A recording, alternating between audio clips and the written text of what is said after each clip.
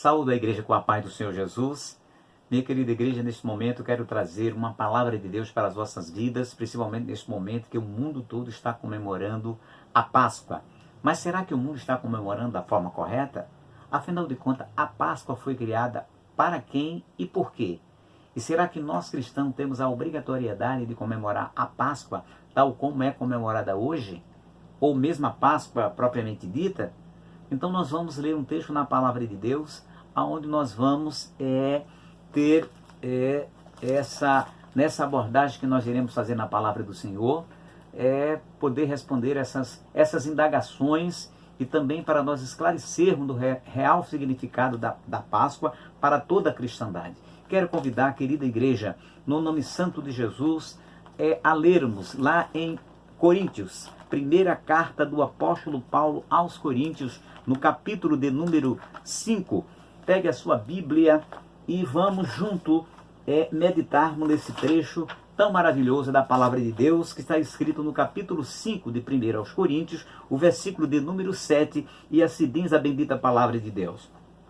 Alempai-vos, pois, do fermento velho, para que sejais uma nova massa, assim como estáis sem fermento.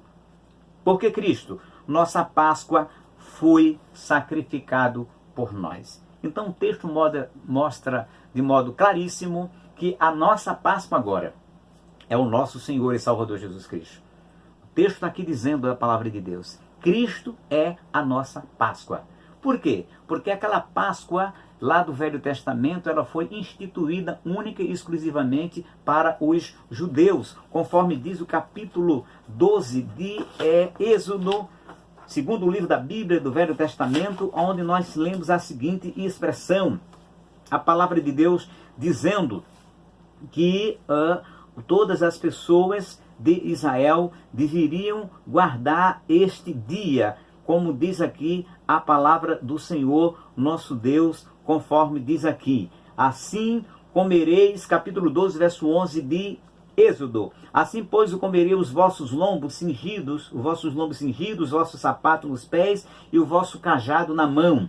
E o comereis apressadamente. Essa é a Páscoa do Senhor. Aqui está dizendo o ritual de que forma deveria ser feito, com muita reverência e muito respeito. E assim diz a palavra do Senhor também no versículo 14, deixando claro: e este dia vos será por memória, celebrar-eis por festa ao Senhor nas vossas gerações, e o celebrareis por estatuto perpétuo. Ou seja, os judeus, ele tem a obrigação dada aqui por Deus para que eles nunca se esqueçam de celebrar a Páscoa do Senhor. E a Páscoa do Senhor instituída para o povo de Israel teve um significado, teve uma razão de ser. E qual foi a razão de ser? Primeiro que, através da Páscoa, o Senhor estava fazendo duas coisas maravilhosas no mesmo evento.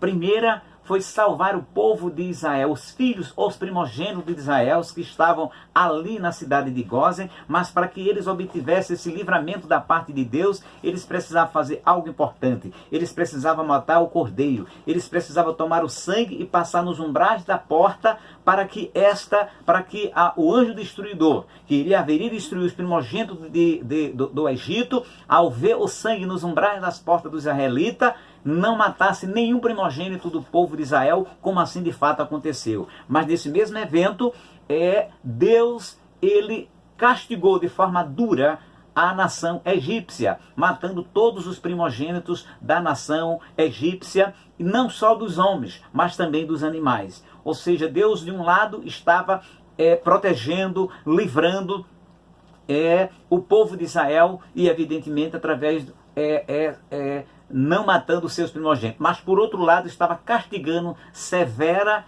e justamente a nação egípcia, que não queria e não quis, apesar de todas as chances que Deus deu, reconhecer a soberania de Deus, adorar a Deus.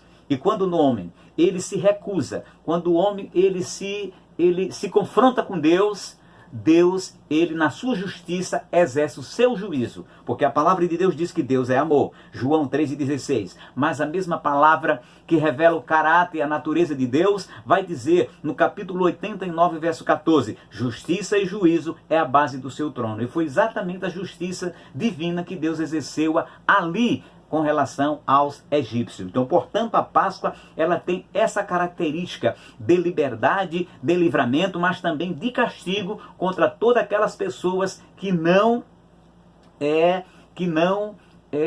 quer se curvar diante da soberania e da palavra de Deus. Eu tomara e desejo que as pessoas que nesta hora, neste momento, estão celebrando a Páscoa, possa lembrar-se dessas duas características, desses dois aspectos, olhando ali para o Velho Testamento, que, aliás, aquela Páscoa, ela é o símbolo, ela apontava para a nossa verdadeira Páscoa, que aqui sim, no versículo que nós lemos, que Paulo escrevendo aos Coríntios, dando o seguinte conselho: alempai-vos do fermento velho, porque aquela Páscoa os judeus não poderiam comemorá-la com pães com fermento. O fermento teria que ser retirado, e ali aquele fermento simbolizava exatamente o pecado, porque eles saíram muito apressadamente do Egito e não dava tempo de fermentar o pão. Portanto, o pão não tinha que ter fermento. Eles tinham que comer o cabrito de forma apressada, com sandália dos pés, com um cajado na mão. Ou seja, havia todo um cuidado, toda uma reverência, toda uma instrução de Deus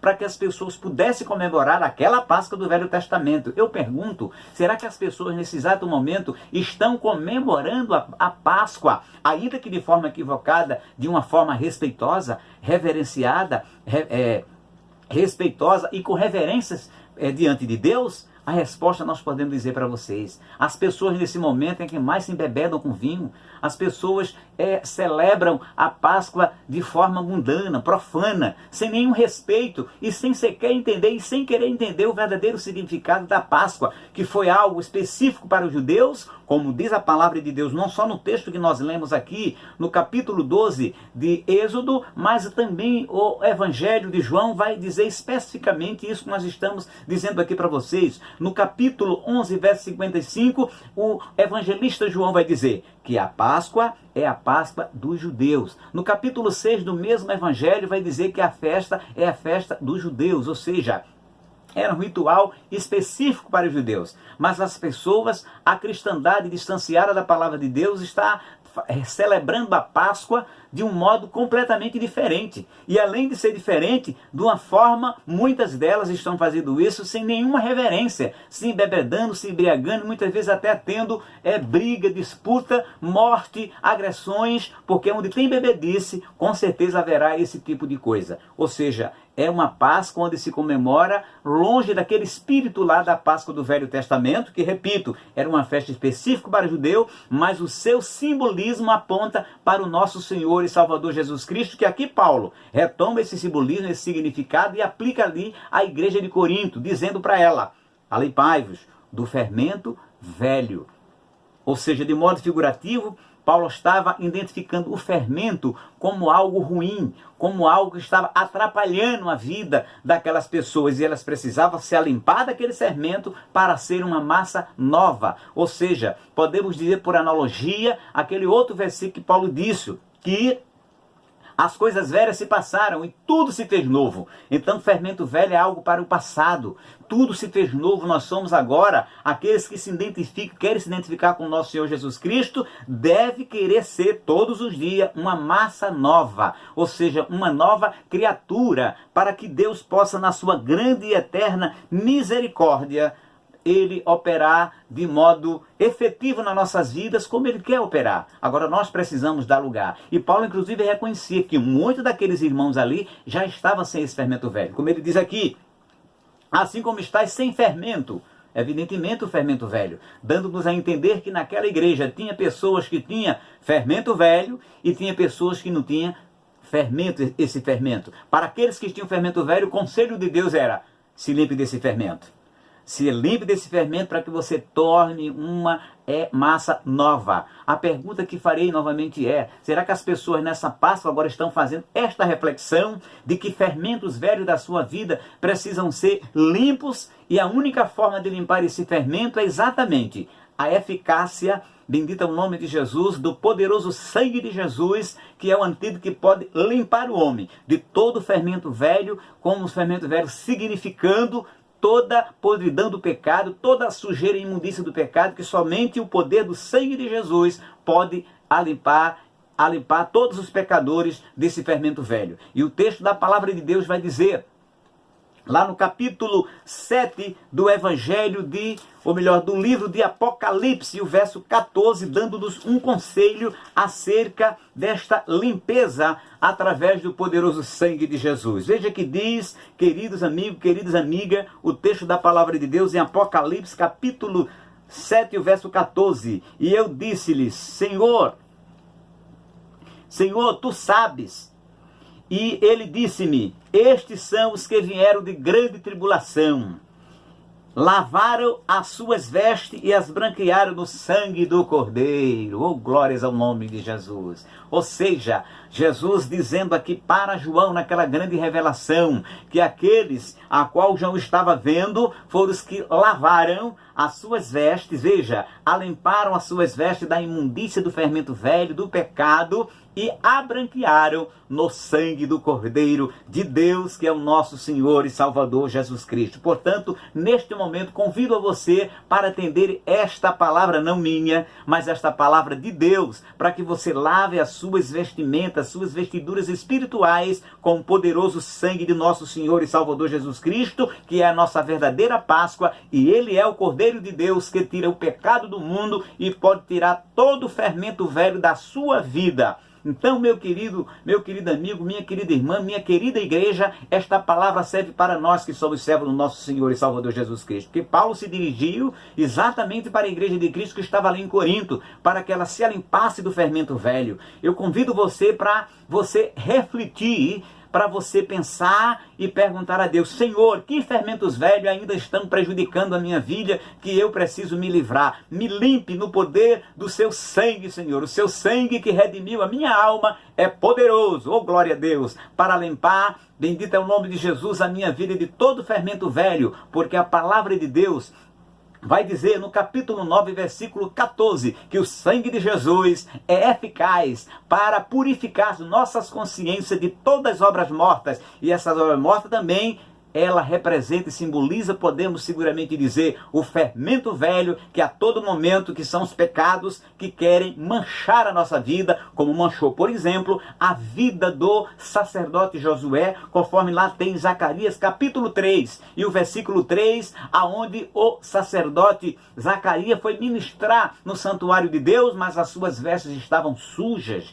E por estarem sujas, Satanás disse que ele não poderia, de forma nenhuma, ministrar diante do altar de Deus, e foi preciso uma intervenção divina para limpar, para dar novas vestiduras ao sacerdote Josué, porque somente Deus pode fazer isso. Não é o esforço humano que vai fazer você e eu nos limparmos do fermento velho, mas é a operação do Espírito de Deus, através da eficácia, do poder vivificador do sangue de nosso Senhor e Salvador Jesus Cristo. Então que nessa Páscoa nós pensemos e meditemos no seu real significado. Primeiro, que ela é uma festa na sua origem, é direcionada especificamente para os judeus, porque Deus assim criou essa festa para que eles lembrassem do grande livramento que tiveram, que a peste da mortandade não atingiu os seus primogênitos, e também que aquela festa para eles se lembrarem que com mão poderosa e forte ele castigou exemplarmente o faraó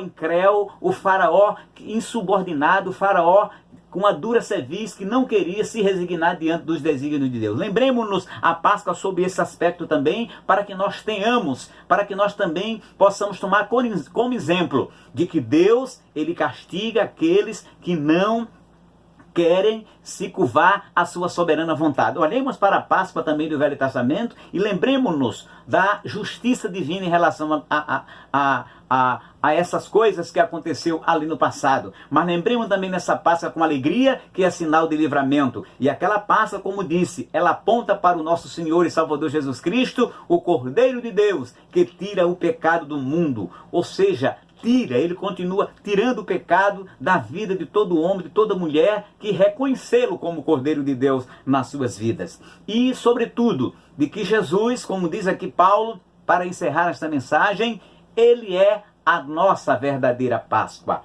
Páscoa que, como Jesus, ele agora deu outro sentido, de forma que, respondendo a uma das perguntas do início, a Páscoa já não é uma obrigatoriedade para a igreja cristã, mas Jesus instituiu uma outra ordenança no lugar dela, que é exatamente a Santa Ceia. Quando ele fez a última Páscoa, ele disse que nós deveríamos fazer aquele evento todas as vezes, para lembrarmos em sua memória, porque o sangue, sim, o sangue do Cordeiro de Deus, era o símbolo do novo pacto, do Novo Testamento, que começou ali na morte do nosso Senhor e Salvador Jesus Cristo e sua ressurreição. E o pão, o símbolo do corpo de Jesus, que foi entregue e torturado pelas nossas vidas. Assim como naquela Páscoa do Antigo Testamento tinha o sangue do Cordeiro, assim como tinha um pães-asmos, na ceia de Cristo também tem o símbolo, tem o vinho que é o símbolo do sangue do Cordeiro de Deus, e tem o pão que é o símbolo do corpo do nosso Senhor e Salvador Jesus Cristo. Portanto, minha querida igreja, meus queridos irmãos, meus queridos amigos que agora me assistem, pare e pense, será que eu estou fazendo nesta Páscoa, estou fazendo essa reflexão da necessidade de realmente me limpar de todo o fermento velho e de reconhecer que Deus é o soberano e que Ele pode castigar como castigou também o povo egípcio, o povo de Faraó. Assim, querida igreja, que Deus abençoe a sua vida, que você e eu possamos prestar atenção nesta palavra que nós lemos e não comemoremos a Páscoa como essas pessoas estão comemorando lá fora, repito, às vezes sem nenhum respeito, sem nenhuma reverência, mas olhemos para a Páscoa e lembremos-nos que ela aponta para o nosso Senhor e Salvador Jesus Cristo. Então, portanto, querida igreja de Jesus, façamos isso e o Deus da glória vai abençoar ricamente a minha, a sua vida, para a glória do Deus Pai, do Deus Filho e do Deus Espírito Santo. E quero encerrar esta mensagem fazendo oração pela sua vida. Pai bendito, Pai eterno, neste momento que todos ouviram a tua palavra, Senhor, que o teu Espírito faça um trabalho poderoso na vida de cada uma dessas pessoas e que elas possam entender que tu és, Jesus querido, a verdadeira Páscoa. Sim, porque foste sacrificado por nós, entregaste voluntária e espontaneamente a tua vida para que nós pudéssemos, Senhor, ser limpos do fermento velho, para que nós pudéssemos nos tornar uma massa nova e assim, Senhor, Deus Todo-Poderoso, te servir com toda a alegria do nosso coração, que nós possamos olhar para a Páscoa do Velho Testamento e agora obedecer a tua palavra e ver em Jesus, no seu sacrifício, a nossa verdadeira Páscoa. E agora, Senhor, queremos, Jesus amado, fazer a Santa Ceia do Senhor, este culto memorial, para lembrar a tua morte até que o Senhor venha nos buscar. Obrigado, Cordeiro de Deus, que tira o pecado do mundo. Assim que Deus abençoe a todos e a todas e receba a bênção apostólica. Que o amor de Deus, nosso Pai, a graça de nosso Senhor e Salvador Jesus Cristo, a comunhão e as consolações do Espírito Santo seja com toda a igreja de Jesus, hoje e para todo sempre.